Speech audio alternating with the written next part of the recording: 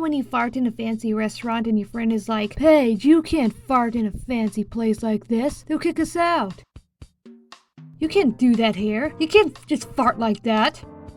They'll kick us out. That has nothing to do with today's topic. I just wanted to rant about it. So you ever had your ears flushed? I know I have. Probably should have started with that. This is actually embarrassing, but I have what you call excessive earwax. One time my ears got so clogged up that my eardrums started to hurt. So ever since then, I use these ear drops. But before that, I used to go to the emergency room to get earwax scraped out of my ears, and I got them flushed a couple times. Getting them flushed is actually less painful than having someone scrape earwax out of your ears. So how they would do this is they put a tube like way deep in your ear and then spray tons of water in it. And I don't mean like a little sprinkle, I mean spray.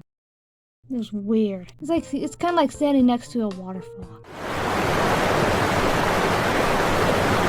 It's so loud I can hear it in both ears. But this one test reminded me of getting my ears flushed, because they use the same method. It's called the balance test, I think. So the idea of this was to make me dizzy. How they did this was fill your ears up with water and put this cool helmet over your head so you couldn't see anything, except for this red dot. I think the reason I had to take that test was to see if I had an inner ear problem. This other time I had to take an MRI. Actually, I had to take it a couple times. The first time is when I was 8. I was really young, so I don't remember much of it, but I do remember they had to put me to sleep. It's kind of weird that they did that, but I think it was because they didn't want me to move, because you can't move in those things. The second time is when I was like 15, and then they asked me what music I wanted to listen to. So I told them I like country. The drawback of this whole thing is the machine is louder than the music. So that's when I just wanted to rant about, because it really sucks. Because I didn't have to take it once, not twice, but 3 times. It's called the sleep test. The first time I took it is when I was like 8, and they said I had epilepsy, so I went on medicine for a while. But then I started saying weird stuff and acting kind of strange, and my parents said it was the medicine, but I think it was just a phase. So basically how this test works is, you know how in the movies when a person is going through a medical test and they have all these probes attached to their forehead and everything? Well, they do that, but in real life, they put this gel on your hair so the probes won't get caught. It actually takes a long time. But once my hair is gelled up and the probes are all attached, it's time to sleep,